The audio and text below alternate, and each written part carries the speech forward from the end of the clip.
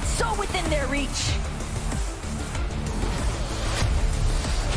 Coming in hot is Skrull and Sky, the Danish duo that have had their biggest task in front of them right now after closing day one right inside of the middle of the pack.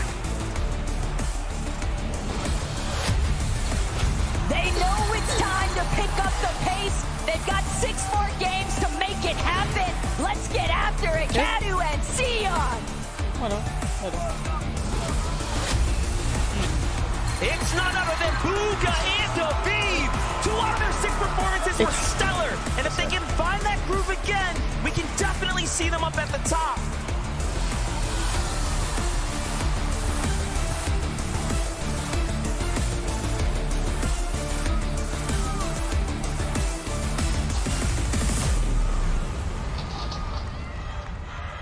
I think that's probably my second favorite part of the show is bringing out the players. The first will be when we lift the trophy. But to just hear the crowd lose and to see kind of the players in that moment really take in, man, there's a crowd. We're here at LAN. Let's go. A duo that didn't budge an inch. Baka and Bars. So locked in right now. It looks like they've got their eyes on the prize. Very consistent duo out of NA. I think a lot of people had high hopes for this duo, even including them into the top 10, just because of how consistent they are. Often, it's like, oh, they're the NA Cammy and Seti. They just play so passive, always playing for the placement. But right now, 11, kind of disappointed in the sense that they are in 23rd. Absolutely. I think part of why maybe things have gone a bit awry for them so far is, as we've seen with a lot of teams, I think a lot of the mid-game strategies people have prepared, the lobby just looks so different, I think, to what people expected, right? We've seen that effect of a couple other teams as well. Queasy talked about when we interviewed him earlier, right? Like, there was a lot of freestyling that had to be done. Hopefully, these guys have been able to use that experience from day one and cook up something a lot more consistent today. That's right, and you guys heard them. I mean, the moment we talk about Bugha in any capacity, crowd goes absolutely crazy. Shout-outs to him paired up with Aviv. And, of course, shout-out to JP, very special guest there who got to walk out with them. Currently sitting in 24th place, but if Bugha's taught me anything, it's you can't count Bugha out. He can make anything happen. And now we just said, Bugha, I don't know, what about a 1.5 times multiplier? Can you work with that? I think Bugha and Aviv can work with that for sure, right? I mean, like you mentioned, it's really, really hard to count Bugha out. Honestly, he has survived in Fortnite competitive for so long because of how smart he is, because of how much experience he has. Well, now I gotta say, Levin, it's time to put that experience, that knowledge to test. Day 2, can the comeback happen? And there's so many people here that love him and are rooting for him. And he's got to do it for them. That's right. Do it for the people. That's what we want to see. But for the people, we will now bring out the next 10 duos.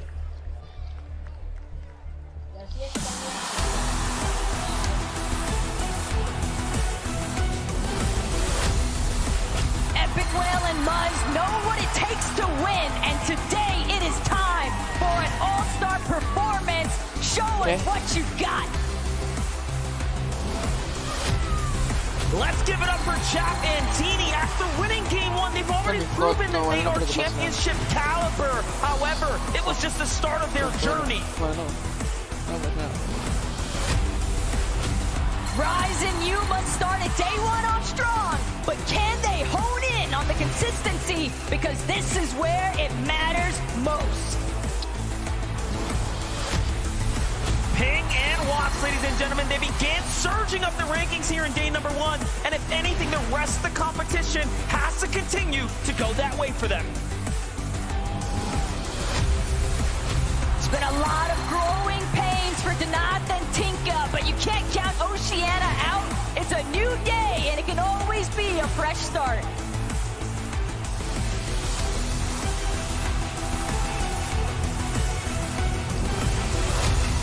It's none other than Quatsi and Gone. NA and Brazil are going to have to dig deep today to make the community proud. This duo has shown that they can win fights, but now they need the placements. Si se puede, Clone and Kramsu. Their next move is hopefully going way up on that leaderboard. It's double trouble. We have Reek and Ritual. Closing the day out in 25th was tough, but now with the 1.5x multiplier, can Reek and Ritual find the strength to pop off? A massive welcome back to Reason and Mateo. two. Batman, Booga, and Rapid are in the building. Everyone is wondering, how is this team going to adjust? And can they actually prove that they're one of the best on NA?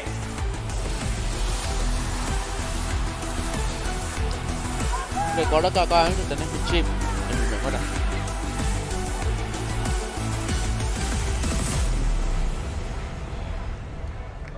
Never gets old.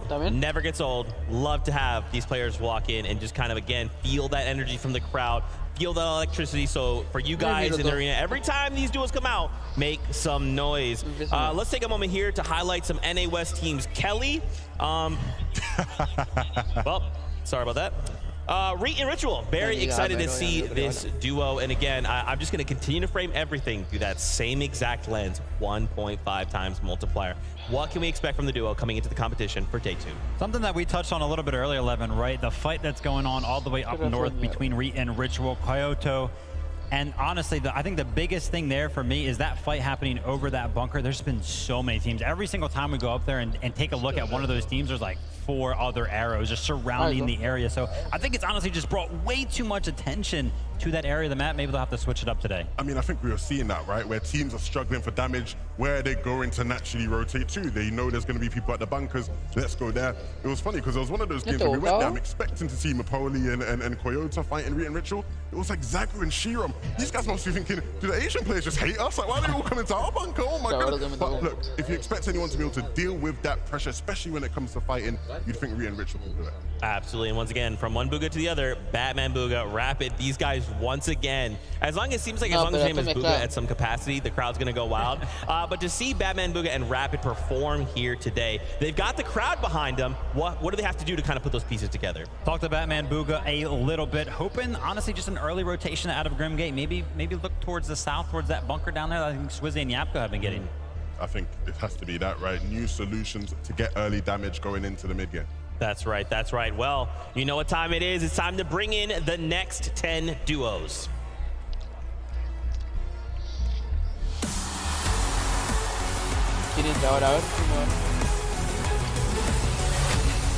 No matter the odds, Swizzy and Yapko are ready to run it back. But they'll need more victory royales if they want to get the job done. The pride of the Middle East, Adapter and FKS. Game 1 was the round that determined the pace for this team, but then they lost the steam. Can the Middle Eastern pride make a big comeback today?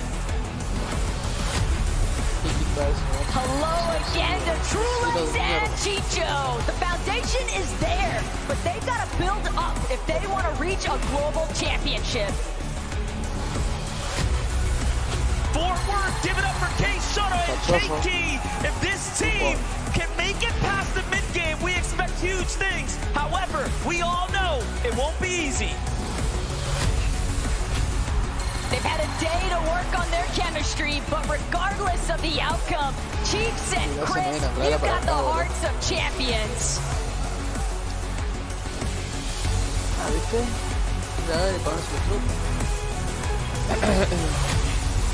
Let's put your hands together for Honey and Kovacs. This team was contested on day number 1, and after a near-perfect day, they came in sweeping through the competition.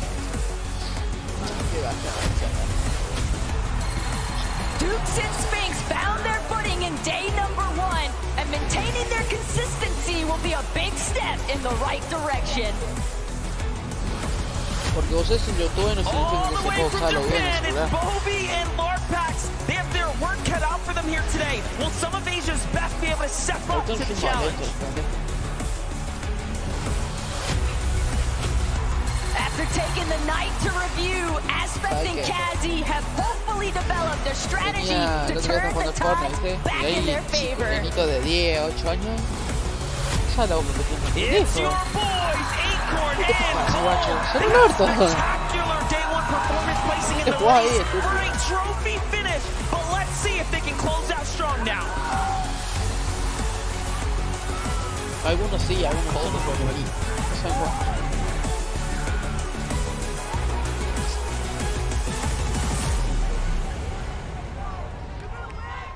no. Let's go. And fans are still cheering for Acorn and Cold.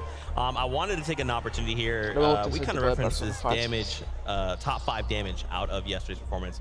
We got to look at Trulex and Chicho. Chicho on that top 5 as the most damage done. This is a duo we cannot count out. I mean, we called it out yesterday, right? Because we were watching their men games and we tuned into them and they had like more than 5 elims, which if you know anything about them as a duo, that's not typically what you expect. These guys were popping off, they're dealing damage, their game plan is you know, ironclad, right? It cannot be throttled in any way, right? And so I expect to see these guys continue their dominance today. Kind of known for doing those giant towers that put them above the rest of the lobby. An interesting stat there to kind of point out is that they're actually the only duo in the top 5 with 0 time spent on the higher ground as it pertains to the end game, right? So in that middle game, they're all the way up there.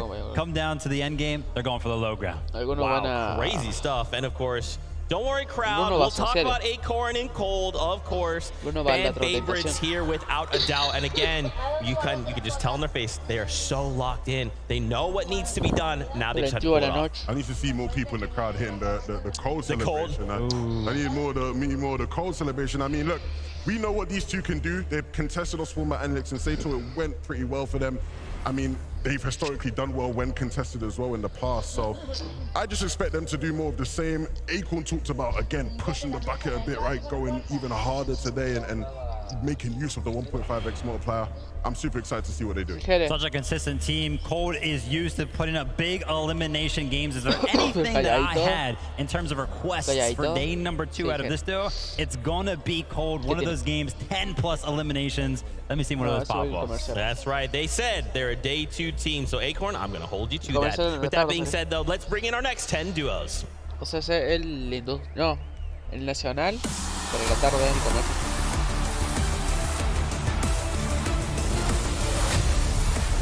They're starting the day off in 2nd place, but Queasy and Thomas HD have only one goal in mind, and that is to break the curse. Put your hands together for Koyota and Mipoli. This Asian powerhouse has their work cut out for them today, as they have proven to be the best team on Asia for day number 1. Experience gained is never a loss. Let's see what Shadow and Virgo have in store and what they've learned since day number 1. Gears and Shari, everyone, after an 18th place finish. We'll just have to see what this team can do, as they have a bit of a way to go here in day number 2. We know that they're entering from the final hour, but Visuals and Braids may still have some tricks up their sleeve here in day 2.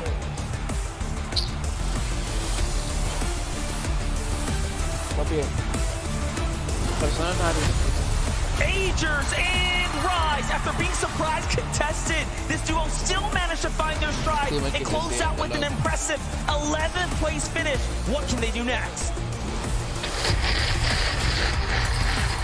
We know they've been hitting the VODs and looking to review, but now it's time. Janice and Pixie, they're ready for the fresh start, but can they break through? Coming in hot, it's Ed and Persa. The Brazilian fans will need to come together for this duo, because they're going to need your energy if they want to make a top finish. They're taking every opportunity, but Damo and Resigns are here to show that they can hold their own on the global stage. It's Peter. Peter Make some noise for Word. There's nothing much to say for these kings of NA, other than they might just prove to the world that they're the strongest team here. Muy bien.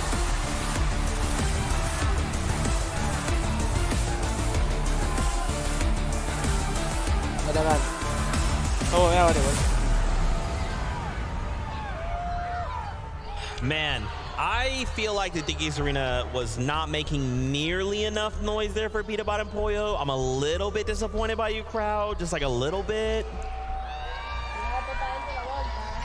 They're still waking up. It's fine. It's fine. You're still with They'll get Peter Bot and Pollo. They'll get there. They'll get there. Maybe with the last 10. Maybe with the last 10. Man, Thomas, HD, and Queasy, though. We kind of talked about them at the start of the show. I want to talk more about them with them now being super locked in. Look how locked in. Look how locked in they look. Look at Queasy. You know, there's a 4-letter word to describe what that is, you know. A-U-R-A. Aura. Straight aura right there. Look. He said all that needs to be said about what they need to do today. I want to see them deliver, man. Queasy's come close in the past. Thomas has come very close many a times. I want to see them get the job done today. Yeah, Levin, you mentioned it, right? They did mention what they need to do today, and I think the quote went a little something like, what? Get height? These guys are tripping me out here. All right, crowd, let's hear for Peter and Pollo. There it is, the duo in first place, looking to hold on to that lead, but can they do it? This is a new day. Anything can happen, and again, 1.5 times. A lot of pressure. I would say a lot of pressure has to be on the shoulders of both of these players right now. Such a big lead. Game in number 7, I think, is going to be telling. Are they going to use it as kind of like a reset game? Are they actually feeling nervous at all? I've got no idea. I would be nervous. I don't think they're feeling any nervous. Okay. I'll be honest. I think it's like when you're Peter and you talk as much as you do, but you're seeing the results come through. It's like, why be nervous? Like I'm saying I'm the best. I believe I'm the best, and the results show I'm the best. So why would I be nervous? Can't argue with that. Can't argue with that. Well, crowd, we've only got 10 duos left, so you need to make some serious noise for our last duos.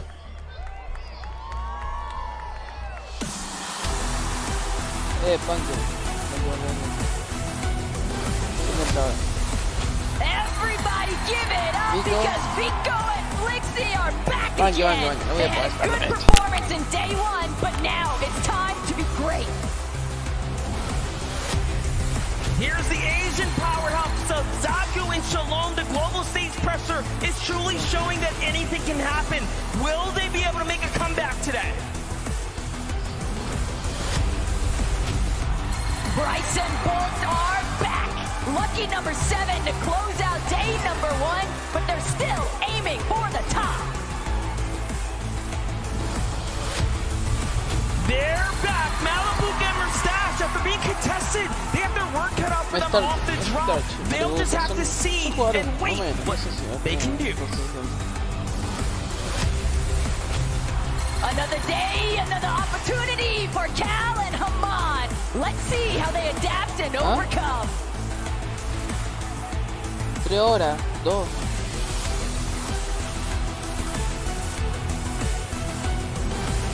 No estoy invitado. Let's welcome Paper and Victor V. The fans know the community loves them, but they need to step it up if they want to have a trophy finish here today. Buen try, jugás. Si queda puesto 1, puesto 2. Still here, ready to make Brazil proud. King and Phaser. They'll have to fight their Jaja, way mis back into the ídolos. conversation, Vamos. but they're ready. You know who this is. It's Kanata and Cooper, and they're right in the middle of the No, race. pensé que habían descalificado We'll need the champ to finish and find a a los second win argentinos, if he wants to succeed de acá. today. Va. It's been a rocky start here for Cammy and Seti, but the Polish powerhouse are due for a comeback. Can they Sí, make pero it happen? bueno, ya. No, que pensé que habían descalificado a Kini a Let's give it up for Chico Phaser, cosa que era compañero de Meditation, preparation, resilience is what this team stands for. jugador The argentino, fans are ¿no? rooting for you. Pero no How sé, far no tiene can mucho you pinta push que it van a ganar, pero now? bueno. No voy a tener la esperanza. Capaz sí hacen la remonta. No, me estoy quedando sin batería. That is the kind of audience reaction I want, and that is what I hope we continue to just do that for the rest of the day. Shout outs there to Clicks and Vet at the very end. Hanging out with Max from Make-A-Wish. We got to hang out with JP and Max. Excited and thankful that they could hang out with us. Now, we got to start things off. We saw Sammy. I always Sammy. did it. He did it. I did it to myself. Oh, man. Seti, Cammy. I'm sorry, I just mix up letters in my head. Seti and Cammy, very excited, much kind of like all these other dudes we talk about day 2 team, right? We can never count these guys out invitational winners. And now, what are they looking to do? They were the team that I felt probably had the biggest effect of what I talked about yesterday with Chapentini switching over to the Nitrodrome.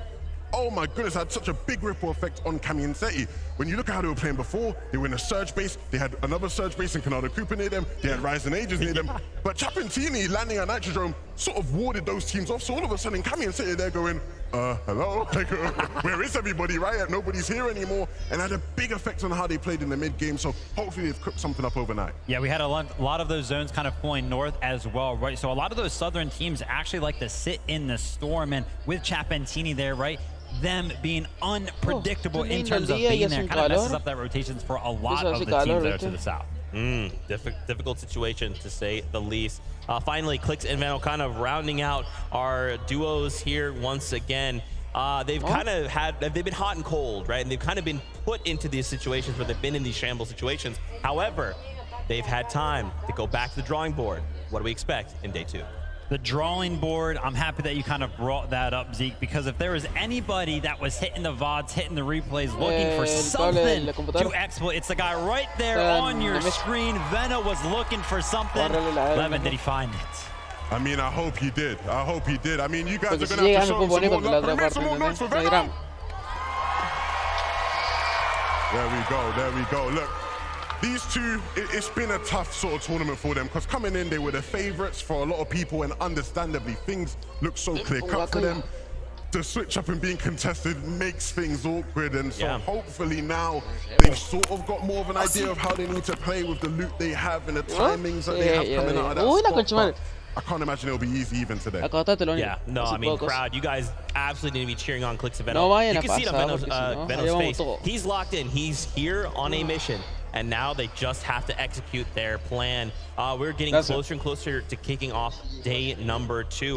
As we kind of prepare ourselves, is there maybe something you guys are hoping to see here in game number 1? Is it some crazy strategy? Is it, let's just all fight, everybody go 5 feet above Pollo, try and shut him down, let's have a normal game for once? What is it? Man, what do I want to see throughout these 6 games in general? I just want to see some good Fortnite, right? There were moments yesterday. I think one of the biggest ones that everybody's kind of been pointing out is the Swizzy 1v2. Heck it, let's have 1v2 in every single one of the games today, right? Keep those end games spicy. I mean, me personally, I ain't praying on their downfall or nothing, right? Okay. But it would be nice for Peterborough and Pollo to have a slower start so we could have more of a competition. I'd like to see it be close by game 12. Okay, all right. I think that's fair. I'll just rewrite the script super quickly before we do that. But Fortnite fam, it is that time. Game number 7 is prepared for us. So let's send it on up to Monster D-Face and the best taco to take us in. Yeah, listen, I'm with you. The script, we got to go ahead and adjust that bad boy for day 2, of course. There's 6 more games here. Yeah, and exactly, and I mean, I know it's really easy to get caught up in that point disparity that Peter, Bot, and Pollo have established, but again, the 1.5 times multiplier makes anything possible. We've already heard a couple of pretty popular duos. Some strong teams say that they're ready to challenge here in match 7.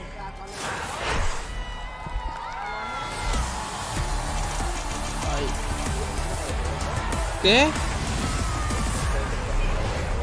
Match number 7 is here. Day 2 of the Global Championship has arrived, and this is what it is all about. Who will have the start of the career, really start of their day, go the way that they expect it to, as Queasy and Thomas are going to be the first to touch down. We already had the chance to interview this team as well, right? Start to get a feel for what's in store for them. And you can tell there's other players kind of in the vicinity. However, they have the drop fully to themselves, but it's not the same for teams like Malabuca here. Exactly, Restored Reels has definitely been a pretty popular hot contest here between Malabuca, Verstash, and the Power Boys from Oceania, Alex and Worthy. Worthy, though, managing to find a shield potion off rip, could definitely bode fairly well. And surprisingly calm start for both of these teams. They've got enough distance between them that they'll both have an opportunity here to loot things out and see how that next engagement really goes. Much different than what we saw in days previous. Meanwhile, Peterbot and Pollo also seems like there's a little bit of a different strategy going down here. Yesterday, Peter Bonfolio would have already probably had 2 eliminations come the drop here. However, they are still at 0, but jumping on over to that conversation of Malibuca and Mustache. Game 1 jitters. More like game 7. However, things are off to a fast start for Power Alex and Power Worthy. They get the tags and they find more onto Malibuca. Already, it's looking excellent for the Team Power boys. Alex trying to do what he can, trying to scramble up behind Malibuca. Malibuca managed to throw down a couple of metal walls just in the nick of time. Nice. But he's only delaying the inevitable. She strikes first here in day 2. Alex and Worthy fully in control now of restored reels. Australia continuing to step up now. That's exactly what we want to see here. But for Kovacs and Huddy, the most surprising, I think, of all the duels that appeared inside of the top 10, given that they had a perfect day 1 minus a single early game elimination. We'll catch back up with them as K Shota and Keiki have to make their region proud. All of the Brazilian fans are rooting for any of their teams to step up here. Can they win this first fight? All Chiefs and Crisp are trying to do is just make sure they have to fight back, and Shota eats more damage than what he was bargaining for. Crisp now next to Chiefs, they're gonna find that first knock. Shota is down, and unfortunately for them, Keiki goes with him. Very, very tough angle to peek there, given he ran out of real estate. But look at this, Swizzy and Yapko try to make a move out of town, and Yuma and Rise, top 10, the best performing team out of Asia from day 1, is here, ready to meet them in here at match number 7. Something the analyst desk was asking for was a potential Batman, Booga, and Rapid appearance to maybe try and challenge for this bunker that Swizzy, Yapko, already seemingly trying to create space around. They've got plenty of boxes surrounding them. Rise and Yuma actually going to opt to disengage for the time being, but curious to see, maybe we get a little bit more action located at Karen's Crossing bunker. Yeah, I mean, and we've heard the insight, right? A lot of these teams are putting tons of respect on the Asian duos, especially Yuma Rise, Yoda, and Mapoli. Very, very, very strong duos coming out of Asia right now, and they have demanded and earned their respect. But jumping back into things here at the beachhead, Cold and Acorn are coming in, right? They obviously have their heads set straight, right? They had a great performance day 1. Finding their stride here is going to be super important, given that, I mean, there are those external pressures, right? Teams playing off the cuff, teams, of course, hitting the reveals. But today is a real opportunity to see for some of those teams where the off-spawn contest didn't necessarily pan out in their favor, how have they actually chosen to adjust, and will it even work out for them, or will they choose to fall back to that familiarity of once before that took place in day 1? Kovacs, though, Huddy, still trying to ensure that they can try and maintain their position at the top of the leaderboard, and they're gonna have to fight their way through Scroll and Sky, just getting held here on the edge of Rebel's Roost. Yeah, all things considered right now, Scroll and Sky were winning this engagement, given that Kovacs does not have heals. Bino and Clicks in a very important fight. A quick rotate, a swift one to find Crisp and Cheeks here, and they shut them down, and they're off to a very hot start. It's almost surprising to see Beno and Clicks look for a new method of approach. The real question that remains now is Cheeks, Crisp, how are they going to manage to actually deal with this sort of early pressure? Because, again, the small surprises, the little bits of bamboozlement, that's all it takes in a split second for everything to go south.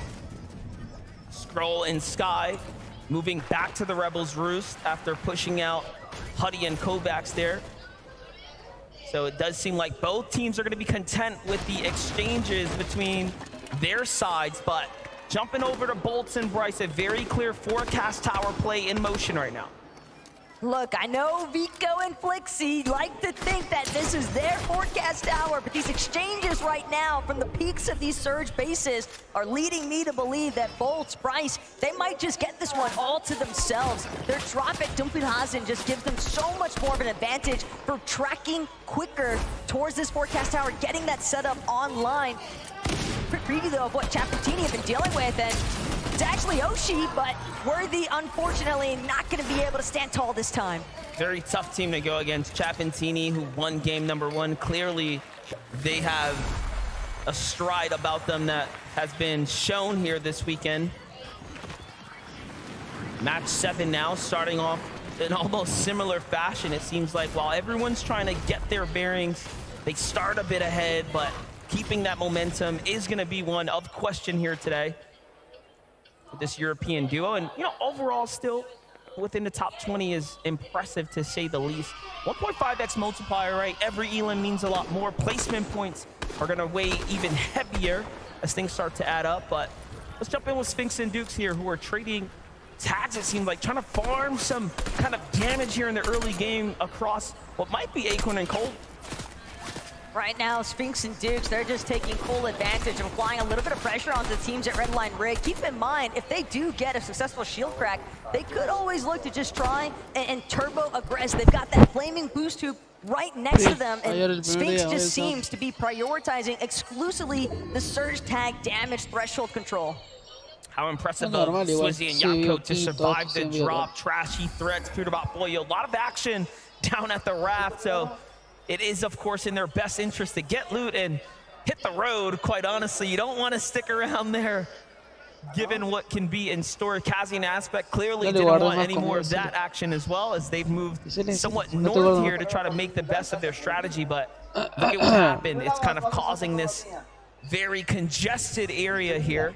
Ultimately, when the Storm Surge turns on, most of these teams that have created these new adjustments will end up clashing in much different circumstances. And well, that's the thing, because teams can review, teams can try to make those adjustments and implement new strategies, but how much of it is actually going to be structured around what you were engaging with in day one, as opposed to the other adjustments that similar teams, similar mindsets, everybody is looking to try and change things up here, at least if day one wasn't working out in their favor. Yeah, Baka Paros, we saw finding some knocks there in the feed on teams nearby, but couldn't confirm their elimination, so their damage must be ranking up nicely. Meanwhile, Vico and Flixie have a bit of a position here over the opponent. Talk about fights for the forecast tower. The card is in the hands of Bryce and Bolt, just outside of it, so if they want to activate it, they will have to fight their way through this duo. At the same time, though, Clone and Kramzu might be enough of a distraction factor. Bolt and Bryce are going to look to retreat just a little bit further east from where the forecast tower is currently at, but Vico and Flixie know that they've got the prime real estate currently. They don't want to allow for Bryce and Bolts to get a complete freebie for this forecast tower, but they might not have a choice. And even further still in the horizon, Thomas HD, Queasy, slight surge base on a hill just outside of Reckless Railways, but more importantly still, Thomas HD, he was on fire all day yesterday, especially with that Monarch pistol. And we saw moments where he was clutching up, perfectly timed there, back-to-back tags. This is the highlight you were just talking about, Taco. I mean, Thomas HD is a sniper with anything in his hands that does big damage. If it's got a scope, then Thomas HD is going to be an absolute fiend with that weapon. But Bugha, Aviv, another one of our team's big fan favorites here, of course, but also just knowing that they need to try and develop some form of a new strategy. Even bumped into Aviv in the elevator earlier on today here at DF and asked him, hey, we looking at the comeback? And he's like, well, I hope so. And it could start here. They've already got one elimination onto Danath. It's just Tinka trying to keep his duo's hopes alive, but Bugha and Aviv, they struggled a decent bit with their surge damage, so this could be a big opportunity if they're able to pinpoint where Tinka is at. They don't look like they want to let him go. I'm looking at the map, though. There's a team moving in very fast here from the south now, so other opinions are going to be thrown into the conversation here. It's Asia's Job and Michael, who have now started sliding their way towards the Dunes Courtyard, so anything really can happen. It'd be wise for Bugha and Aviv to possibly make a move now, but of course, it's day two. Strategies are being put to the test. But Job and Michael need to be careful with the way that they're crouch walking around that rooftop. Doom's Courtyard sitting at a slightly lower elevation than some of the POIs surrounding it. And there's a high possibility a team in a surge base happens to be looking around, see some freebie opened up shots. Players not protected from behind because they're too fixated on trying to get this surprise opportunity onto Aviv and Bugha. There's Koyota, Poli, Kovacs, and Huddy. A lot of teams looking to set up an ambush at the moment. Gotta love this strategy here. We haven't seen too many big plays coming out the bush just yet, but doesn't mean even a top-tier professional won't get caught off guard, given that we've seen anything happen here on the desk. But there's just no foot traffic here, given that the zone is pretty far north, it seems, north-northeast-ish at the moment. Problem though for Kovacs and Huddy, since they were forced out of Rebels Roost, they didn't actually have that time, that opportunity to properly farm out some of those much needed hard materials. Their mat count looking a little bit grim given the current circumstances. It's gonna be hard to try and control your own mid game. That materials to back it up is Ed, Persa tracking down solo in Nathan, but no backup this time in sight for Nathan. Persa on the move right now. Ed pressing hot on the walls here. Nathan trying to escape. It's not looking good for Nathan or CCB. Into the box. Persa goes with Ed. Well played for them, and the Brazilian commentators are popping off on the desk right now for the Brazilian region. You love to see that for Ed and Persa here. A lot of these players also looking for those confidence, the momentum swings that can make all the difference for these next few matches. Clear up day number 2 here. Chicho, just strong connections off of that Monarch pistol. Meanwhile, Vico, Flixie find themselves a little bit of an aggressing situation here onto Clone, but with a team that knows Reckless Railways as expertly as Vico and Flixie, the split approach, they've managed to sandwich Clone in between them, and it looks like Kramzu might also be caught in the thick of it, but I like this pincer maneuver technique coming out of Vico and Flixie. Yeah, it's working very well, but if this duo of Kramzu and Clone decide to collapse on one or the other, it can spell disaster, so we'll have to see what happens here. This is, of course, the Reckless Railways, though. This is their home turf. Armored wall comes down. This is not good for Vico. I was going to say, they've cut off his backup. Flixie, look, has to work all the way around, and now he has to actually back off here. So definite mistakes being made right now. Forced to cap off HP here, given that he'll have to play this one out by himself for a couple of moments. Meanwhile, still a lurking duo nearby in CR's Michael and T1 Job there. Anything can happen, but look at how Vico unfortunately gets caught off and out of position. There's a lot of trust that's implemented into that split technique, but more importantly still, Clone and Kramzu, they're still having to fight their way out of the Reckless Railways. One elimination might not be enough. Our international regions fully understanding they're gonna need more points to make their way up on the leaderboard standings. Kramzu, Clone, they've still got their eyes on the prize, I believe, but Job and Michael are not making it easy. Instead, they're gonna track down Flixie, catching him from behind. That's a big pickup for Job there, saving his teammate's life. CR Job, T1 Michael coming in, finding eliminations here. Clearly a new strategy being deployed for this duo here, given that yesterday was such a struggle for this team to get their feet off the ground. And now we're seeing a much slower approach as opposed to taking full-on head-to-head battles, almost lurking between the major drops, trying to find fights that are in action, working a lot better for them now. But the bigger picture here at DF is that when you've got our third-place team going out this early on into the match, no placement points secured, and that is a massive deal because it gives so much opportunity. It opens the door for everyone else to try and squeeze their way inside of it. Kramzu back against the wall, trying to see if he can work this way out, but it's not going to be enough. Michael with the collapse, clean elimination, and that's going to be 3 in total for Job and Michael. We're seeing why this is a team that had their dominating run on the region.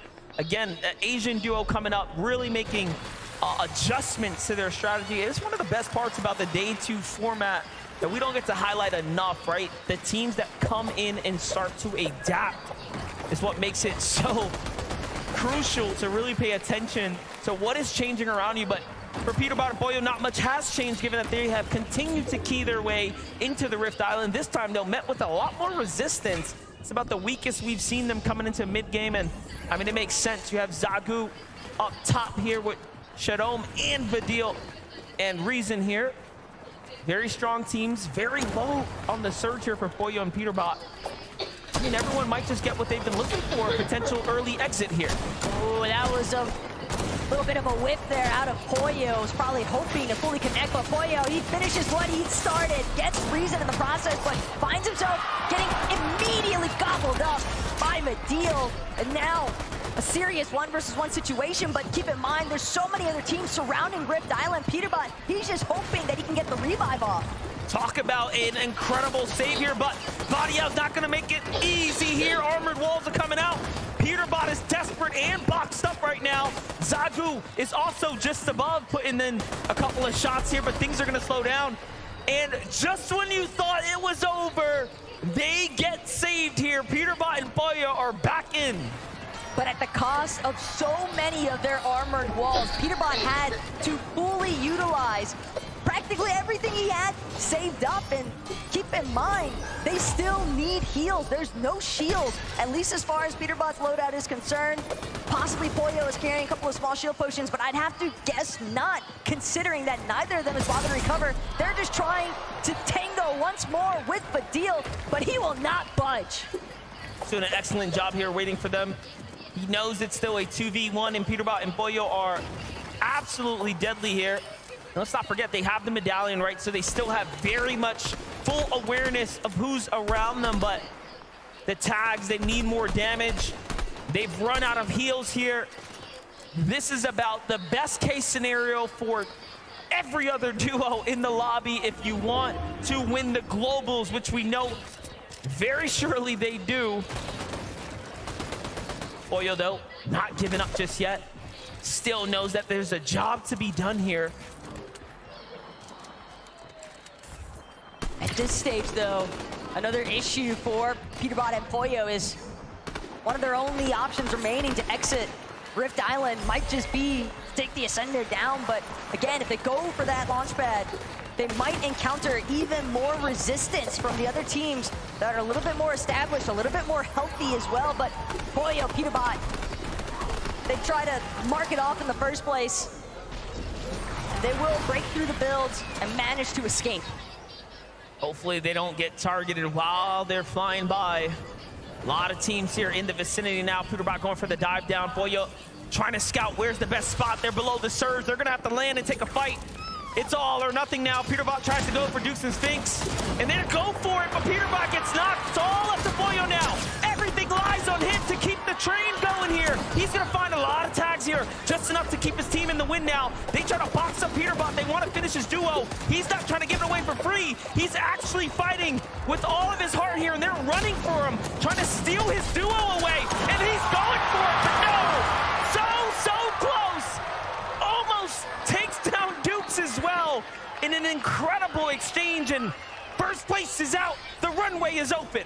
Respect the meat shield performance there out of Sphinx. He knew that he was already relatively low. He could absorb at least one shot and trust that Dukes would get the job done. But a massive upset here in match 7 as 3 out of our top 5 teams already eliminated. Thomas HD, Queasy, Trulex, Chicho. Now is your chance to surge upwards.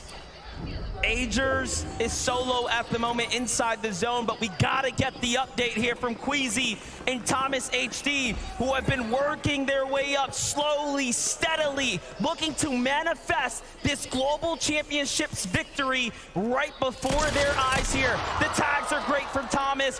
Things are really starting to ramp up now, and we know what they're playing for, and that's that victory. We saw it in the interviews. They just want to take height. At this stage, if they've had a chance to witness what's been going down inside of that elimination feed, Thomas HD and Queasy exclusively need to focus on their own game, just playing things out as if it's any other match. Pretend like all these other teams in the top 5 are still in the lobby, because that's what's going to give them in the mindset to stay for their best performance. There's a lot going on right now, given that the zone's starting to develop here. It's not just high ground being held. There's also big names clashing all around us here. Take a look at how Vino jumps in, takes down Paper in the highlight. Possibly then Victor V back-to-back, but it wasn't over yet. He gets met with a crushing defeat to the hands of Quanti and Gone. Niente, non vinciamo.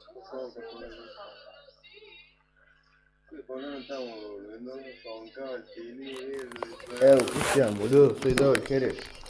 Estoy hablando del número de mi mamá. Pásame el número de tu mamá acá. Así mi vieja tiene el número de tu vieja.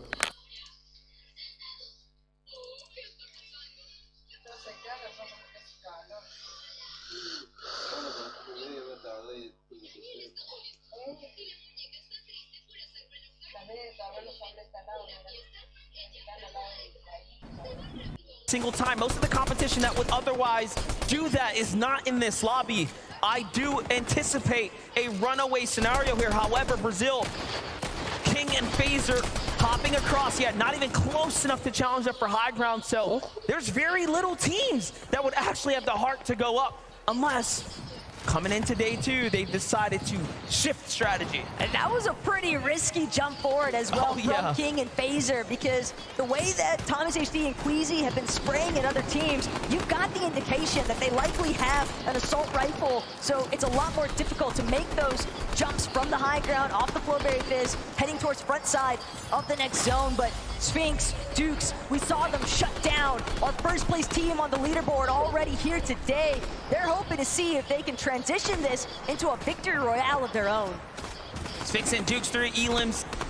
Hard eyes on the prize right now as Reese trying to slip his way from the storm line into the safety, but unfortunately is going to fall there in 19th place now. Very well within the top 20 here, as there's a lot of placement points to be earned. This is a 1.5x multiplier for everyone tuning in right now. These games have significantly more weight than yesterday's round. If there's a day you want to perform, it is here and it is now. Queasy and Thomas still working their way. Look at this build. They are willing to commit heavy material, heavy resources to hold high ground. And what's one of the most impressive aspects of Thomas HD and Queasy's run is that they've been doing all of this without a forecast tower. They are just sheer commitment at this stage. Thomas HD continuing to try and prevent players from getting anywhere near that secondary height even, as Cooper forced to just utilize the medkits, playing from the backside of the storm and zone in general, but only a matter of time before he's spotted out as a solo. Just a complete shakeup with the teams we're seeing alive right now as well. Bryce and Bolt keeping up the momentum from where they left off in game number 6, carrying it straight into game number 7 now. A near top 10 for Bolts here, but he will have to fight someone on the outside of zone. Trulix and Chicho, meanwhile, just running game here on the mid-ground. Now looking to jump down to low. They have enough mats to do so, cutting off their opponents here. Here's a lot of reaction coming here, though. You have Asia on one side of the wall, OCE on the other, fully boxed in now. They have to be careful. There's no way out. Trulix and Chicho might have signed themselves straight back to the lobby accidentally now. Oh no, having to heal here. Chicho gets caught out. One false mistake, and it will come back to haunt you here. But on the other scope, Queasy, Thomas HD, they could tell Phaser for a moment, he got a glimpse, but he won't actually get a taste of what the high ground is like. Queasy now going to be the first to drop.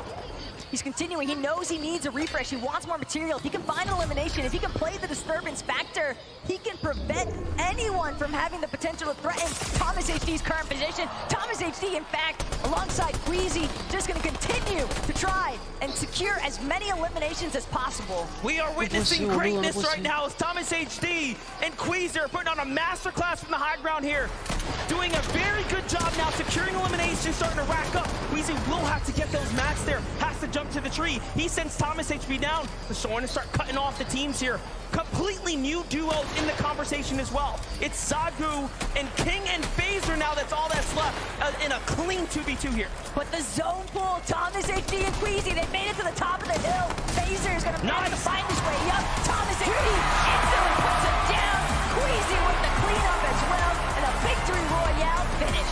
We expect it, and now they're performing from the interview section all the way in to the first match here of the day. What a way to keep up the momentum. And of course, you know what we're gonna get next. A word here on the floor, given that we want to hear what's happening. Would you please give it up your Game 7 winners, Queasy and Thomas HD? Woo! Boys! That is the way to do a Game 7 on day 2 of Global Championships, Queasy. The high ground was king there again. What a way to start the competition today. I mean, take high, don't die. It's that simple. I love that. It's a man of few words, but you know what? They mean a lot. They pack a punch. Thomas, today as well, we see the likes of family in the audience, all these fans here as well. Fort Worth, make some noise for these players! I want to talk about how pivotal it was as well. You saw in the elimination feed, I think the 6th zone, we saw Peter Bot and Poyo go down. Did you know then you had to capitalize on that? I mean, Christians said, like you saw it in the kill feed, so yeah. Like, we just played our game. We didn't think about it in the game, but it doesn't matter for us. Now that you've seen the 1.5 multiplier making a massive difference today as well, looking at the points, you've really tightened things up at the top. Do you go out the same way again? I mean, obviously high ground being really important there. How did the mid-game change for you guys that time around? I mean, we will see. I can't tell if we're going to play high or not, but if the opportunity is there, we're taking it. And it seems as well, Queasy, that each time you guys get that high ground, you're the one sent down just to wipe the floor, get those eliminations. Thomas holds the high, and it's working really, really well. I mean, yeah. What is there to say? Like, we just take high and we win. There's nothing else to do. Like, we just need to perfect our mid-game. And if we get into endgame with good match, that's it. We're looking forward to seeing what happens next. Would you please, one more time, Fort Worth, give it up for Queasy and Thomas HD! Woo! That is the way to start a day 2 of FNCS Global Championships 2024. Loads more to come. What's going to happen next? We'll find out after this very short break. We'll see you in a few.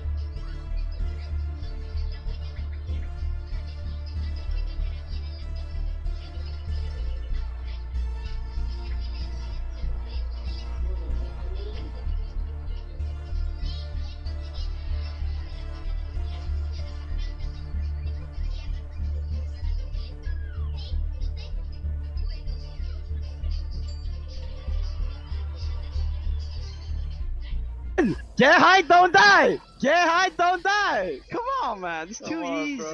It's too easy. Fortnite fam, we got a tournament in our hands, baby! Hey, Lev, take height. Don't die. Take height. Don't die. Ah, let's go! Game number 1 on the day, 7 overall. Queasy, Thomas HD find the victory royale, and they repeat exactly what they said yesterday. Take height. Don't die, Levin. Levin. Listen, Queasy and Thomas, I mean, the high ground, right? It was working yesterday. They were getting a little bit of pressure, in my opinion, from the likes of Vico and Flixie primarily. But Vico and Flixie go down very, very early on this game. Queasy and Thomas maybe noticed that, right? And was like, listen, we're not going to receive any pressure from them, because what we noticed, Levin, was that they invested all of their match, so much so that when it came down to this 2v2, they almost had nothing left. I mean, you look at who have been the biggest players on height in the first 6 games. Vico, Flixie up there, Peterbot, Poyo up there. Both of those guys down and out of this end game. So much space for Queasy and Thomas to play with up on those layers. And it's just really great to see this from them, Vivid, man.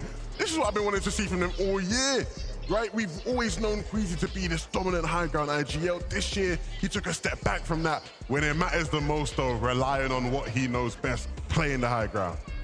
I just cannot believe. And as well, when we kind of saw, I love the way that Queasy kind of commits to that high ground. We kind of look up and it's just cones as far as the eye can see. Most players would just kind of do a few floors, maybe 2 wide. He's just like, nope, this is mine, all of it. To be fair, there's not many players looking up at it anyway. Yeah. But if you did, and you just saw 300 metal just committed to high ground, you're not even bothering to go up there. Vivid, are you seeing this? Do quick math for me, Vivid. This lead is a lot smaller than yesterday. 23 points now separate Peterbot and Poyo and Queasy and Thomas. The question was, how is anybody going to catch up to them? That 1.5x coming into full effect. A bad game for Peterbot and Poyo. Shambles up on Rift Island, goes down early after trying to land and fight to get back into the game. Queasy and Thomas, they mentioned it in that little bit of an interview right there. They saw it happen in the feed. They played their game to it. And now we've got a tournament on our hands. Yeah, absolutely, man. Uncharacteristic game from Peterbot and Poyo. They look like they were working with scraps at times.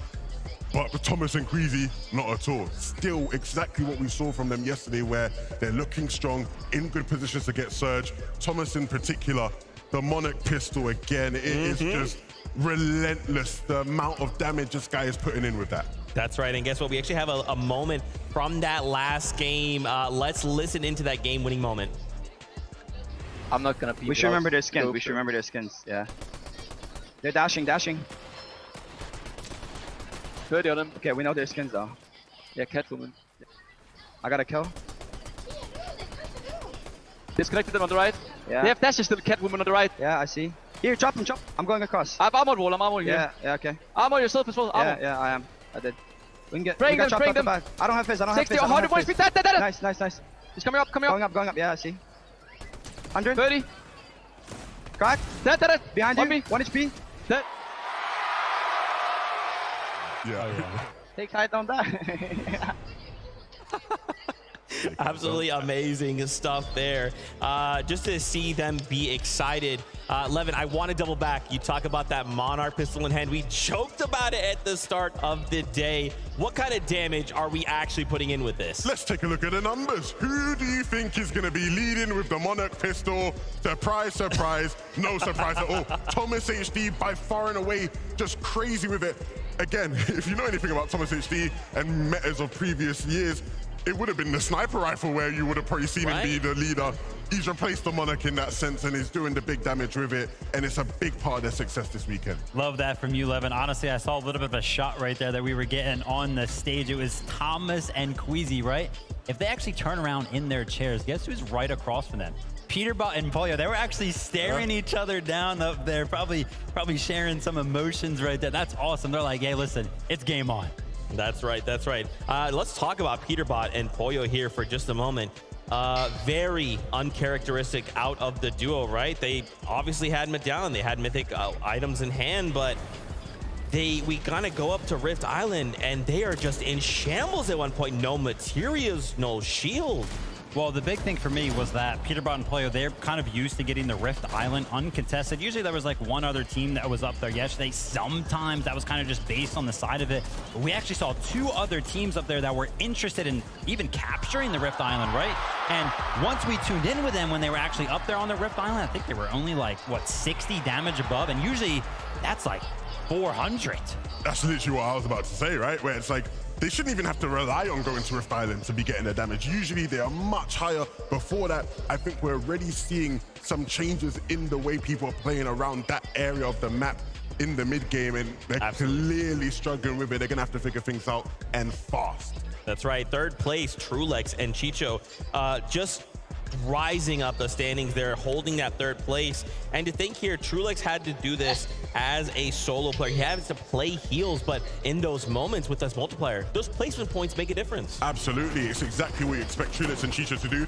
To be honest with it, a bit unfortunate with how that game sort of panned out towards the end. They were doing a good job on some of those mid to low layers. They get cut off, right, on low ground, and usually if you get cut off on low ground, it's, it's possible to reclaim it. The problem was the team that cut them off used armored walls, but they're pickaxing through armored walls to try to get out of the storm, and again they just lose too much time. It forces Trulex to use those medkits earlier than they probably would have wanted to, and that leads to the end of their game.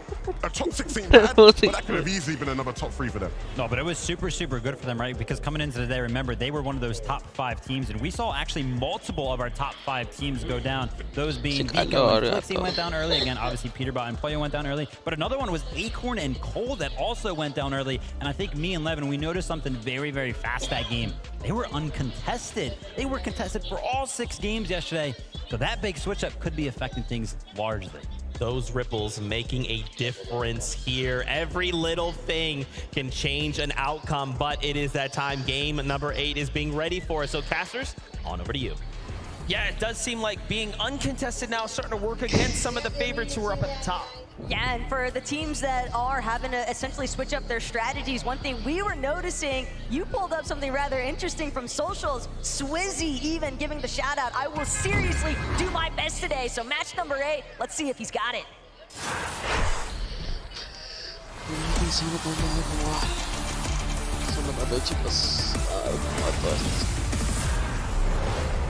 Game number 8 is here.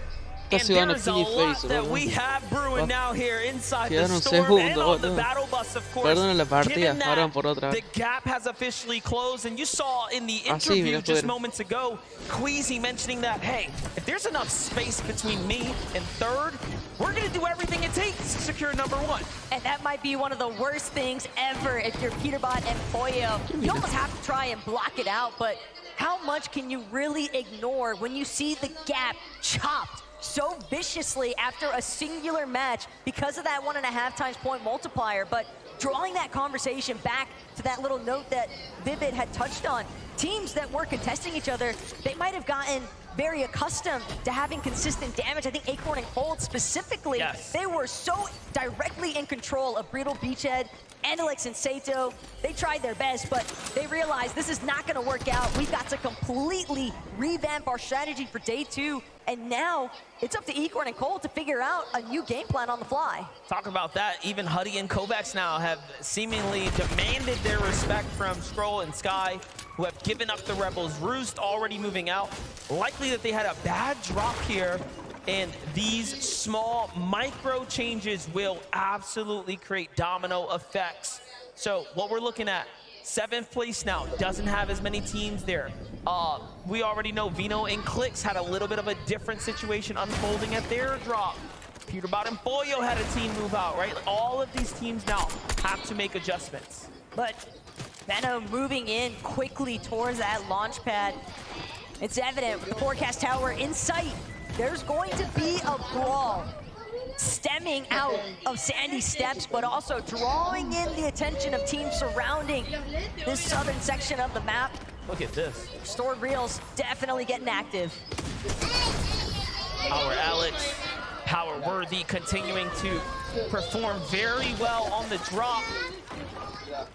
But that mid game, they can tighten things up, possibly leave the Reels faster. They'll be better off. Angle's looking good here. All shield bubbles expended, but look at the distance. There is, of course, more players coming in. Love this snap fly adjustment out of Cooper and Kanata, though. They recognize, hey, we had issues with Surge. What better way than to try and third-party teams that won't be expecting it? Alex and Worthy, they're still trying to chase down Merstash. They find the second elimination. Malabuka and Merstash fall yet again to Oshi, but now Kanata, Cooper, they're not going to let them relish in the moment for even a second. Kanata immediately breathing down the neck of Alex. He's trying to get a scramble out, but he hasn't had a chance to regenerate anything. He's just hoping that his teammate can try to provide some relief, but Kanata and Cooper, they finally find Alex, and that's going to be the end of one half of the Oshi Power Boys. And you can see Alex's only concern there was, let me buy time for my teammate to get out. We can still play this game. So Worthy looking to secure as much loot as possible and then rotate out. Meanwhile, seems like EU's Chap and Teeny here are going against NA Pars and Baka. So far, so good for Pars and Baka, who have a defensive hold inside the factory, but Teeny and Chap likely feeling like it's a little dangerous to step in now. They're gonna take what they can and move on out, it seems. Teeny possibly reverting back to his old ways. There's Chap next to him. Seems like they want to look to try and apply some pressure to any teams that might be looking for some easy fishing strats over by the dock next to the ship-it station. Yapko and Swizzy on the other hand, popping up at the raft. They're gonna manage to find threats in the process. And this triple contest situation just continues to heat up, but this is a very different Brutal Beachhead vision in comparison to what we've been used to seeing. Yeah, we got Cow Gamer, Haman here now. Up against Andilex and Sato. Nicely done for Haman. Finding Sato with a big elimination here. Now Cow Gamer has to win his ones. Going toe-to-toe for the shot there. Andilex extremely weak, but instead causing the backup and beautifully done as Haman finishes the deal here for Middle East. And they're gonna find themselves a wonderful set of eliminations. Now the drop is theirs, no Acorn and Cold. So clearly a rotate must have happened and a lot sooner. They're not the only ones countering some slight adjustments to the loop path and rotation strategies early on. Vico, Flixie next to Bugha and Aviv, but at the same time, some damage was clearly applied. Whether that came from Bugha and Aviv, we didn't necessarily get the chance to see, but Vico and Flixie are now inside of the cemetery, and there's a very high likelihood that they're just looking and waiting for the opportunity to make a play for the weapons bunker nearby. A little quick highlight here as we walk away. Unfortunately, King and Phaser gonna be some of the duos caught out. An old risky play walking into King and Phaser. Highlight here as we walk away. Unfortunately, King and Phaser gonna be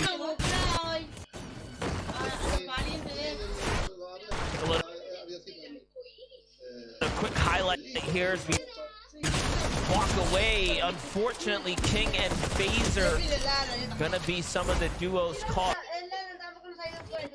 Still like this angle here. Plenty of gas in the tank here for Huddy. He slides out. Visual and Braids put up a great fight so far. Huddy opening the distance here, still keeping tabs on the opponent, making sure the teammate doesn't find too much of an angle on him.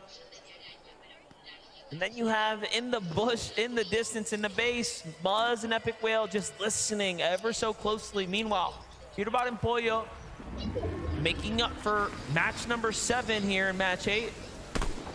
Trying to farm and fish for tags, right? This is their biggest problem in match number 7. Now that they're uncontested, basically didn't get to get those early fights, right? Things have gone a little bit differently for them. It's becoming a lot more difficult. It's the same for Clix and Vena, though. They've seemingly been surrounded. We knew that there was going to be a lot of foot traffic coming through this area based off the forecast tower spawn, but with Peterbot and Pollo seemingly in full control of that, Clix, Veno They're now gonna have to choose a new method to try and establish some surge tag damage. And again, with Storm closing in on their backs, they could take their time. They could still potentially loop back around, hit the vending machine that they're familiar with, if that's still standing. Vino looking to see if he can find any tags anywhere. Meanwhile, Chicho and Trulex, they've been putting on a performance worth studying. You have to start to wonder now, what is it about their drop spot, their mid game, their early game that they've been able to do so well that they've continued to make end game and then perform at the highest caliber. Now being one of the few teams in the race here for the first place. They still have to keep it up. They've still been contested, although the team that's there has given them a little bit of room to work with. Meanwhile, a team that has a lot less room, Swizzy and Yapko, right? We all know the Raft has been highly fought after. They have 3 Elans, so they're not making it easy for anyone, but hold up, Clix is in a battle. It's Crisp on the other side of this box, but Clix, Benno definitely looking a lot more healthy than their counterpart, and sure enough, Benno is gonna close this one out. That's another elimination, 12 points already. Keep in mind, that point multiplier doesn't just come into effect for the placements, but eliminations also being worth 6 apiece. It's a great way to climb. But Benno, Clix, they've gotta be careful, sneaking up when they least expect it from 2 separate sides. Aspect, Kazi, Damo, resigns. This could go from bad to worse in a moment. Yeah, Clix already hears the shots coming out here, so they're not slick by any means. He does have a couple of splashes here, so being able to get their HP up is not going to be too much of a problem. Meanwhile, Vino looking to alpha up some positioning over Kazi and Aspect here. Trying to see what this team wants to do. Vino clearly doesn't want to stick around for too much longer. It's a lot of risk involved here. He does have a couple of med kits. I like what he's doing, though. He's inching his way across here, saying if you really want to do this, we're going to do it box to box, mano a mano. And there's the loot that he was trying to secure. Now he has got max mats, and there isn't much more for him to worry about here. However, if they stick around too much longer, I mean, only trouble is waiting for them. At the same time, they've got to be really careful on how they choose to disembark and rotate out of here, because with so many eyes on, there is a high likelihood they could get tagged up in the process. And it's very nice that Benno was able to secure those max mats, because Clix having to build the entire way as they maneuver out of that location next to Sandy Steps. Take a look at the highlight here from Chap and Teeny. Strong EU duo, very consistent and for good reason. They take down FKS and Adapter there in a head-to-head engagement. Adapter still standing, actually, as we jump in live here, even after the save, but unfortunate now as they get fully finished. Trap goes down, the save's gonna come in. More shots in the distance here. It's Vico and Flixie hearing what's happening. Bobby and Larpex inside the base nearby as well. In come Muzz and Epic Whale. They hear the action. They're gonna need some surge. So it's a melting pot of regions and competition come together now. It's just the way that we're seeing all of these teams essentially conglomerate on top of each other. We didn't get a whole lot of this in day one, but the adjustments that everyone is trying to adapt to last second here, causing so many hiccups for everyone else that teams are encountering across the way. Poyo and Peterbot even working their way through the storm. Got eyes on Yapko and Swizzy. They clearly want the fight, but way off in the distance. Teams a little bit closer to that edge of zone, putting even more pressure still onto Peterbot and Poyo. They are not getting the same clean rotations that they had all day yesterday. Now keep in mind, this is a team that has landed on each other, right, coming into the season. So Peterbot and Poyo now forcing to back out because tags are coming in from the distance is definitely not ideal by any means. However, if they found the tags that they need, they won't have the problem they had in match number 7, right? They were so far below the surge. This lobby's starting to cut down pretty quick, so We are just going to have to see what happens when the zone closes here. Problem though, Peterbot, he's the only one with the medkit. Pollo, he's got to hope that he can find some bandages, a medkit, and a form of white heals along the way. But that moment doesn't seem like it's going to come. A lone couple of bananas, and Peterbot knows he's just going to have to let his duo fall. He'll make the play for the revive after he expends this medkit, but they've still got so much ground to cover, and a team already choosing to close in. Sky, Scroll, they have the immediate collapse. Peterbot, can he get Pollo up? They've been watching, they saw what happened, and then they saw the name that went down. Peterbot fully armors himself up. Every wall is covered here. They will have to literally break him out and then fight, and he is ready. Rifle in hand, shotgun in the backup kit, ready to go. He tries to go for the water plate first. Very smart done. However, starting to run out of material. Peterbot is one of the best in the world, and for good reason. You just cannot stop him if he does not want it to be done. Look at how well he's putting up a fight in a 2v1 situation right now. The fact that he's even delayed Sky and Scroll for this long is phenomenal, as is Peterbot continuing to split them apart. He will not let them challenge him 1 versus 1. Anything else is not going to go their way, but Peterbot, he's still managing to scramble. He's on the escape. He's got the reveal marks as well. He knows exactly how he needs to move. But again, Sky, Scroll, they realize we got to reconvene. We got to re-aggress. Peterbot from below. He's on his last little ticks of HP. And I don't think he's going to make it out. Finds a bandage, has to hit it, but unfortunately will fall now. And that is back-to-back games of trouble on the horizon now for Peterbot and Pollo. And it is just starting to slip away now. If there was ever a moment for the competition to really find their confidence here in day number 2, it is now. What a critical moment that just unfolded in match number 8. But again, we heard No, it mataron al primero. that Adam just had with Queasy and Thomas HD. They choose to still play the game as if nothing's gone wrong. There's been no spoiler in effect for the first place team because they know their best performance is going to come from zero distractions. OCE team didn't rotate in at that time. He would have gotten the bandage off, and we would have still seen something potentially unfold. But the reality is now, top 5 is going to shake up. And at this point, Peterbot and Pollo, they might just have to hit the drawing board themselves, because that's 2 for 2 on the start of today. That is just not gone anywhere near the direction that they would have hoped here in day 2. But on a separate note, Thomas HD, Queasy got a nice overview of the rest of the map from their current position, just trying to use some of the natural elevation to base up on. And here at Mount Olympus, a couple of teams nearby, but they've just got so much space boxed out and claimed. Bryson Bolts with the Rift Island. Chicho and Trulix down low.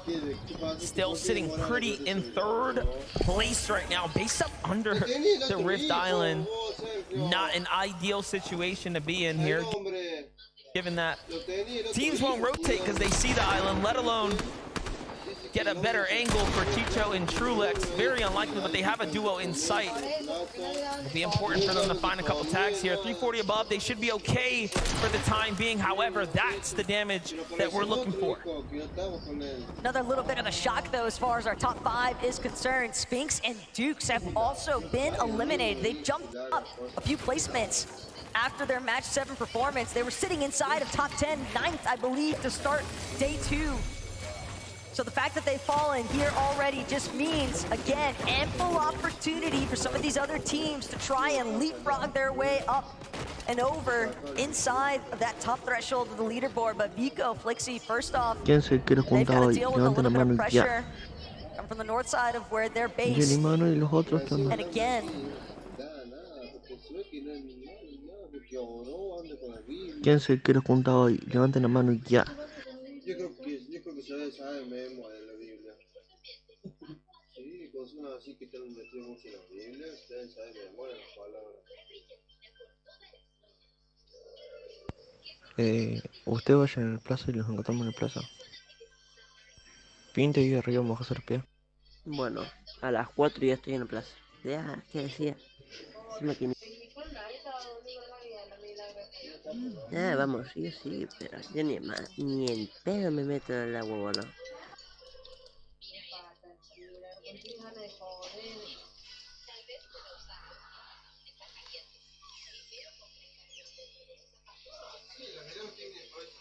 Yo les recomiendo que se lleven algo para tomar ustedes, pues se van a morir, calor es un calor. Yo recomiendo llevar mate. Está re loco el culiao.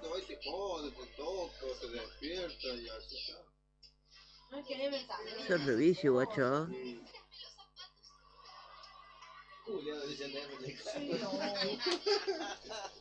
¿Qué? Ese culiado lo dice la M, ¿no? Ni está culiado.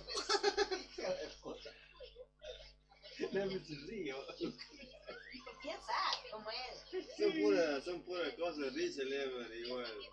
Vos lo hablas y se ríe. Ah, sí. Un guiso, porque no hay money. Me pide se fue con la madre y dejó de dibujito allá, ¿eh?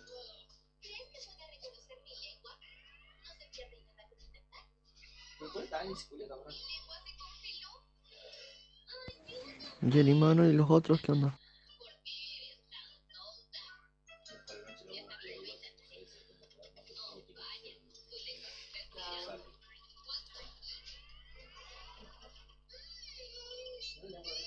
Espero que te vean ahora con el hijo que le llevo. Sí, se escapa de vuelta el hombre. Nico and Flixie, and not only that, but they're also getting battered by these Storm Surge ticks. They need to connect at least one more shot, but they're losing the time to do so because they're having to heal instead.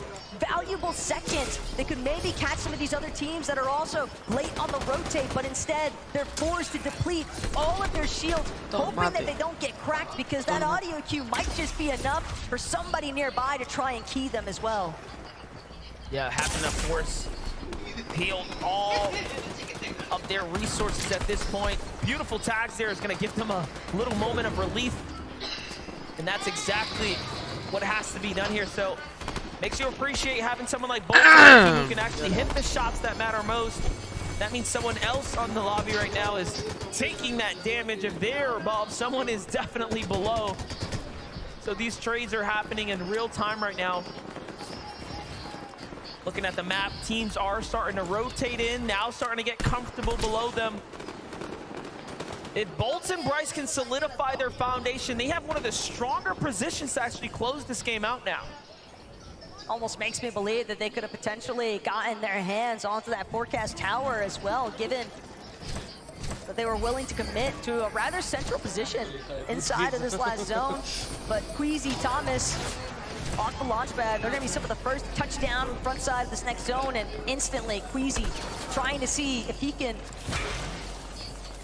re-establish the height control, same level of success they had in that last lobby. We know that's their game plan, and so does everybody else in this lobby. I like that though too. He's got a lot of distance to work with, that natural elevation as well, not looking to overcommit given that the zone's gonna pull here. And it was the right call. It's going far south. You know, these are the things you can't really account for. When the zone starts to bounce like this, it makes a big difference. And Vico and Flixie with an excellent early rotate right now, taking advantage of everyone's decision to kind of wait this one out and come up and formulate a strategy. Huddy and Kovacs, though, below the surge for the first time on the tournament weekend. And again, keep in mind, this is a duo that hasn't necessarily been struggling with surge, but they've also thankfully managed to find an elimination in the nick of time here. Kovacs gonna put his duo just above 127 now on that damage threshold, but they still got to make this rotate happen. They're trying to build up. They just expended their last underworld dashes, and now the focus coming back their way as they try to scale this hill face. An armored wall is gonna come out, and Kovac just seeing if he can remain undetected. This is so impressive by Chicho and Trulix. Chicho's gonna fall here to the storm with the refresh, which is so unfortunate, but they've managed to really earn their way through this endgame now. Can Trulex get to safety? They're still a long way in front of them. And it's almost bait that there's a zip line there. Don't take that, Trulex. He knows it.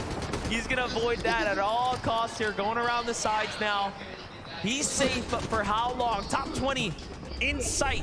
Meanwhile, on high ground, other teams now starting to set up the zone.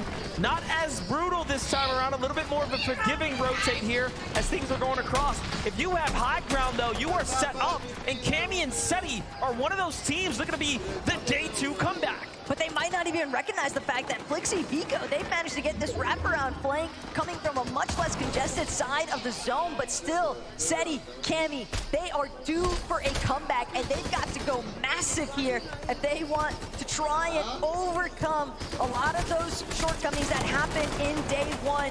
Huddy, Kovacs now getting held at the face of this mountain base. The zone pulls through Mount Olympus just so brutal with all these shifts in the elevation. Vico, Flixie still alive as well right now.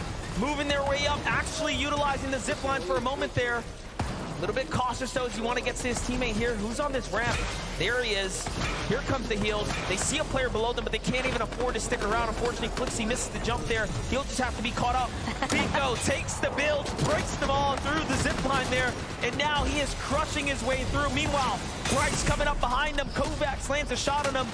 It's not safe at all here inside the top 15. The zipline trick is not going to work out twice here as Bryce hoping that he can have an opportunity to utilize some of the last bits of that Flowberry Fizz, but again, Cammy, Seti, full control of the high ground, but keep your eyes on Blitz and Benno. They started ramping up. They might actually be close enough to get within striking range, and Thomas HD Queasy, similar mentality. This has to be the hardest zone to make your rotate across here. Queasy knows it, beautiful tag there, but not enough to stay alive.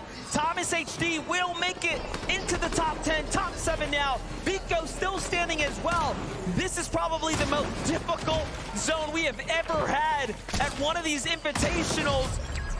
At this lane here, it just gets so intense now. But give it a moment here, let things breathe. Vico's found his footing, down goes Thomas, top 5 now. Just moments away here from a potential win for Cammy and Seti now. But the fact is, Vico is clutching up some very needed points as far as overcoming the top 3 inside the leaderboard. He's got the last little bits of his Flowberry Fizz to work with. Now he just needs to unleash. We know what kind of solo clutch potential he has in store. If he can find another elimination or 2, that could be the difference. But Click instead gonna bring that one home. Comes out of nowhere with a huge shot in the top 3 to put him right back into things here. It's Pixie who's still alive alongside Giannis. It's a 2v2. They have enough health and just enough material to make this one very interesting. Armored walls now starting to come out. Cammy doing the same here to try to conserve some material. Seti's got a lot to work with, but so many armored walls are going to buy them time, buy them room, right? There's still the clock running here. Nice counterfire now coming up to the high ground. Giannis is exceptionally well in these situations, but it's not looking good. Cammy and Seti are just chopping away now. Seti even opting for the drop down, but it might not even be necessary. The Polish Pantheon looking to try and take over here. Pixie, Giannis scrambling around the low ground, but Pixie falls. Only one remains. Seti's gonna look to find it. Nice. Seti takes it with the victory royale. 7 eliminations for Cammy and Seti. Seriousness on their face, given that they know there is a long tournament in front of them. Match number 8 is gonna close out, and it's incredible to think that this is a team that is always so prepared, right? So it's a new day. Would you please give it up? Your game 8 winners is Cammy and Seti! Should I hop up for me there, fellas? I'll come down, I'll come down. What a day, what a start to the day. Second game, a victory royale. You guys have been in this position before. Walk us through the end game there. It seemed that the high ground once again reigned supreme. Yeah, I mean, we were at that side, so we just took the high ground because it was very free. And I think this is the first game that we really had Surge. And yeah, we're just gonna try to do our best to have Surge in other games and then try to win more. Well, you guys as well, you've been in this position before, our 2022 Invitational winners. What kind of experience does that, guys, give you in moments like this, having been through the likes of that? I don't even know. We just played high and we won. Like, I don't know. We just need to focus on the next games. Maybe we win some more, and yeah, we will see. You seem very locked in as well here. As we can see, the 1.5 multiplier really changing things up on the leaderboard. A few more games like that, and who knows, you could be lifting the trophy again, Seti. Who knows? For you guys, how do you push through now? What do you do next? I think we just have to stay calm, get Surge, and try to win more games. That's it. And lastly, I want to say, it's a big day as well for Seti here, folks. It's someone's birthday today, okay? On a count of 3, can we all say happy birthday? 1, 2, 3! There you go. Whatever happens, thousands of people chanting your name. One more time, give it up for Cammy and Seti! Happy birthday, buddy. And on that note, game 8, as you can see, things are really changing on the leaderboard now. What will happen next? We're going to find out once again. A short break from us. Do not go anywhere. Don't be silly. There's loads more global championships coming your way right after this.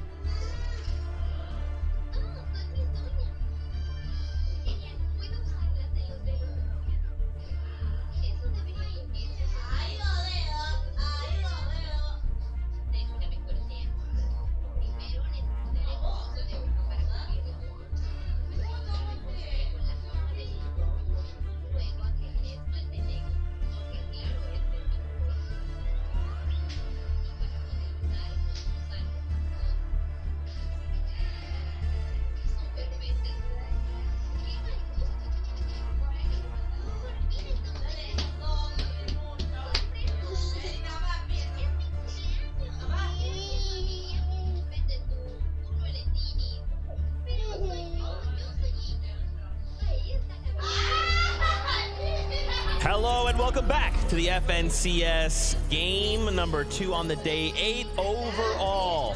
Seti, Cammy find themselves the victory royale as well. Fortnite fan, please give a big welcome Kelly Link and Mini Miner as they join us here to break down this game. I cannot believe how insane this game went for the duo. I mean, when we saw kind of the new season, we thought, wow, low mobility. This really seems like this could be Cammy and Seti's season, especially when we had the lackluster performance from Major 3. And then day 1, it was a bit of a disappointment, but they are here to show up now from the high ground, taking absolutely crazy shots onto some of the biggest names on the low. Yeah, and it's something that we spoke about on the desk yesterday. This team have the potential to take high. I think if you're a traditional Fortnite viewer, maybe you haven't watched for the last few years, you might think, oh, this is a sort of low ground consistent duo, right? That never play high. No, that's not the case. These guys have learned how to play high these last few years, and of course they can pull it out when they need it. The zone really worked in their favor for them this game. We saw them setting up. Of course, it went all the way back over the Mount Olympus mountain. We saw Queasy and Thomas as well on the front side trying to set up for height, but with the way that zone pulled back, there was only one team that could take height. I love there after that when they just sat back down, just leaned back in the chair. That's right, everybody. We're going to take that in. You watched it right. We got ourselves a victory royale. I love as well him just calling out, you know, hey, we got dead side. We had our surge in check. A lot of these duos are still having those issues, right? Trying to manage Storm Surge. Yeah, I mean, honestly, taking advantage of kind of that early high ground where they were able to kind of get those tags that they need from around the lobby, and then using it, seeing where the zone is pulling on that Mount Olympus south side mountain, where obviously if you get the high ground, you pretty much control the rest of the lobby. Yeah, 100%. And what's most surprising to me about this is actually their first win of the entire chapter. So it's like, how have Kami and Seti not managed to get wins? It hasn't been their most amazing chapter overall, but this is going to give them that huge boost of confidence, because I was looking on the leaderboards going into this game. They were quite low down there. I think it was like sort of top 40 area. So this is going to boost them up in the standings. It's going to boost their confidence as well. And I hope to see more from this duo like that. Also, what better birthday gift than to get a victory royale? Not bad. On the global stage. Why not? Happy birthday to you, Seti. We got to talk about a couple things here, like Peterbot and Pollo. Now 2 games that they've had a really difficult start, which is, again, it just feels so uncharacteristic, especially after yesterday. You know, many at the top of the show asked me, Kelly, what do you want to see today? And I said, you know, I want it to be a close game when we get to game 12. But I don't know if I necessarily meant this. I don't know if I meant our top team to go down twice without any points except for a few elimination points. And honestly, I'm wondering if it's just due to these rotations that they were dealing with, the over-aggression that we see from Peterbot and Pollo a lot. Also, getting kind of third-party time and time again has just been such a struggle for them. Yeah, they're struggling with their heals, I think. They're getting into a lot of these fights, not necessarily finishing them off, getting to use their own heals or having to use their own heals. And we saw it right there. Pollo went down first, and it was actually Sky that got the knock credit for that. So he was actually dipping off. Sky and Score was saying, right, let's go into the storm. But then they saw that little knocked Pollo on their screen. They thought, right, you know what? This is going to be a 2v1 against Peterbot. We then get the best medallion in the game. We get the best weapon in the game. It's worth a fight there. But of course, they didn't quite close out the fight in the end. Speaking of uncharacteristic, using the armored walls to box up, probably potentially to revive Pollo, but unfortunately knocking Pollo out of the box instead. And I mean, I'm just guessing it's nerves. Obviously going down game 1 was a bit of a upset for them, and maybe those nerves they need to shake off for game 3. That's right, that's right. I actually want to take it back to this boxing up of a moment, right? We actually have a listen in from that exchange. Let's see how this went. I'm just getting the most unlucky loot of all time. We might need the bunker, bro. 79 alive. We could actually, everyone's the DF whites to go back. If we don't get whites, we're dead, by the way. No heals. No lights. Yeah, get any? You get any? No. We could go camp there. No, we need to go now. Yeah. We still need more whites. We're gonna go northeast and like to the pad that you hit. I need to pop my own shit. Yeah, pop your med kit. Wait, he just killed you. There's bandages under, man. That I can use. 6 armor if you have to. Without it. Okay. Get the armor, get the armor. Yeah, I'm on the other wall. I'm on the no, man. Get it out. I'm dead, bro.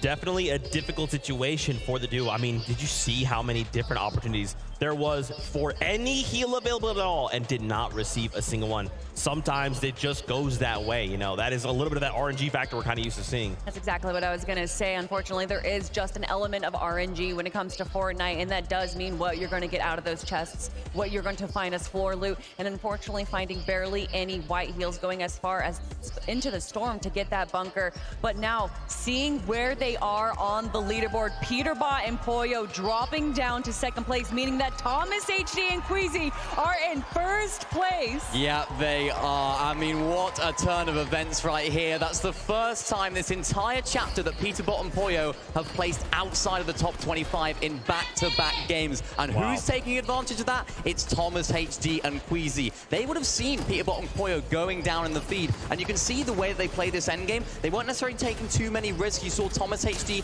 playing out those med kits towards the end. We saw them sort of poised for height as well just before that sort of 9 stone started to pull, and unfortunately it didn't quite work out for them. They were in the prime position for it, and of course, as we know, Cammy and Seti ended up coming out on top there, but it was this moment right here, Thomas just squeezing out as many placements as possible, 6th place in the end. It's not an amazing game, it's not first place like we saw in the game number 1, but it's a very, very good game to overtake that first place spot. And honestly, with the lack of materials that they had at the end game there, they played it perfectly. They stayed to the low, they stayed back so that everyone that was staying in the front of zone where all that chaos is in the low and middle ground would not be affecting them. But of course, when you get down to just 6 teams, eyes are everywhere and you will eventually be caught out. But still, with what they were given in that game, Queasy and Thomas played that so well. That's right, and for them, you know, it was looking good for Queasy and Thomas, right? There was just one problem. You look up, and you're like, we got high right. You look up, oh, steady Cammy. Nice.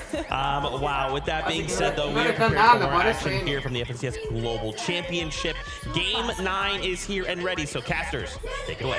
Yeah, you know, this is the dream for us as talent, watching this all play out and things starting to get close as we get to the final moments. Look, everybody from a spectator point of view wants to see some close finishes, but Peterbot and Poyo, I want to see them bounce back because we heard from Peterbot on the call, just the most unlucky loot of his life. Let's see what he has in store.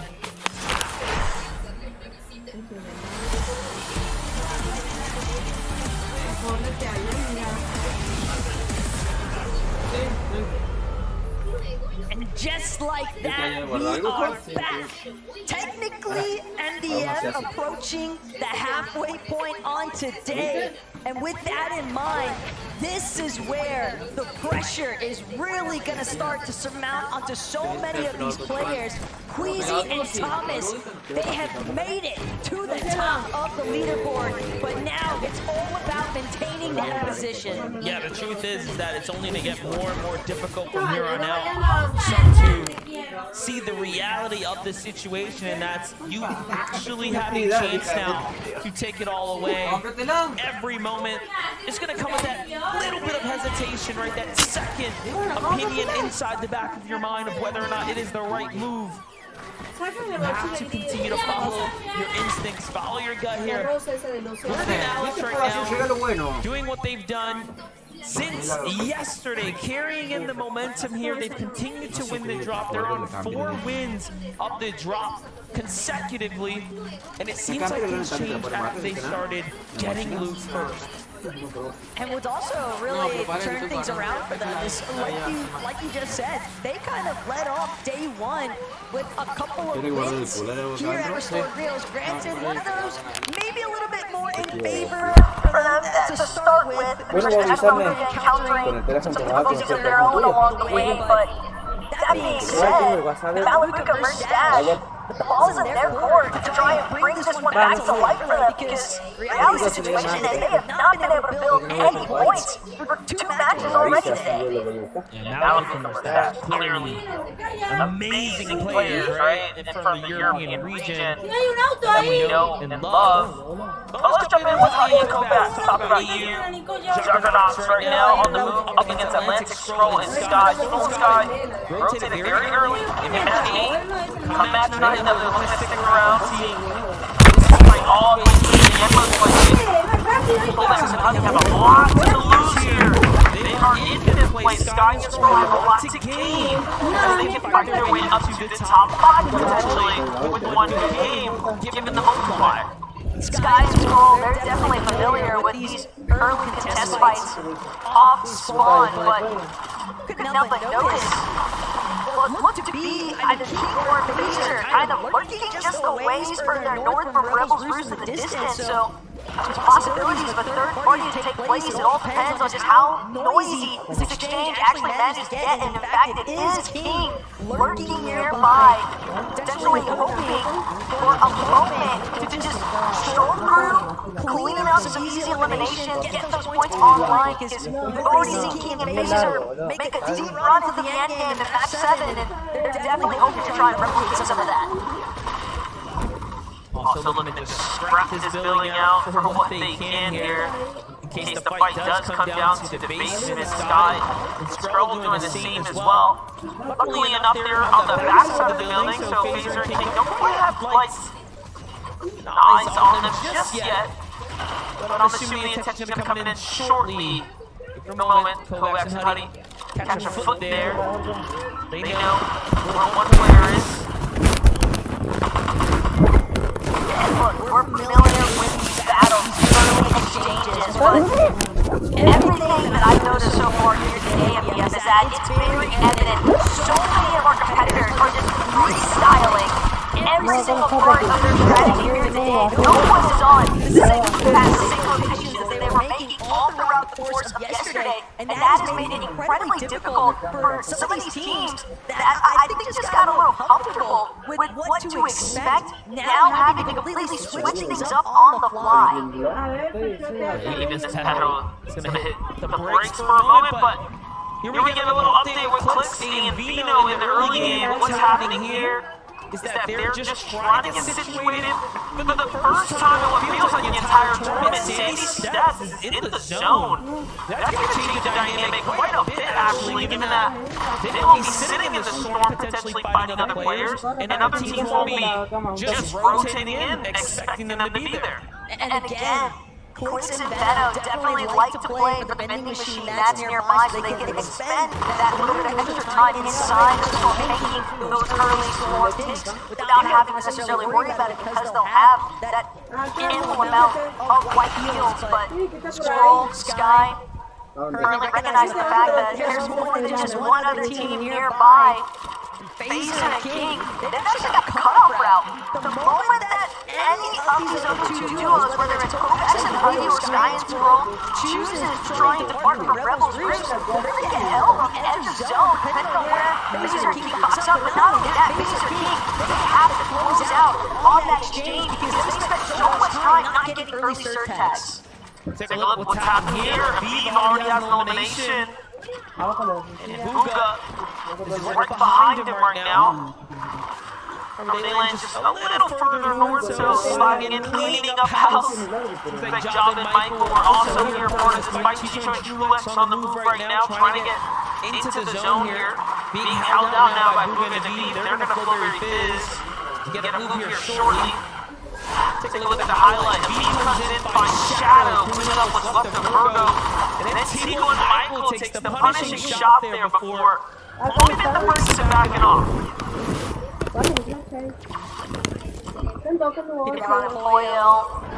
Definitely looking a little bit more set up this time around, but T5 finds himself momentarily chopped, and Boyo, the only intention from this duo currently is to secure this forecast tower, and with nobody else in sight, Boyo and Peterbot have just unlocked knowledge for every future zone this game, but now they have to make sure that they can actually transition this into a solid late game run, because they've been cut short 2 times here today already. And again, no one looking to make it easy for this team.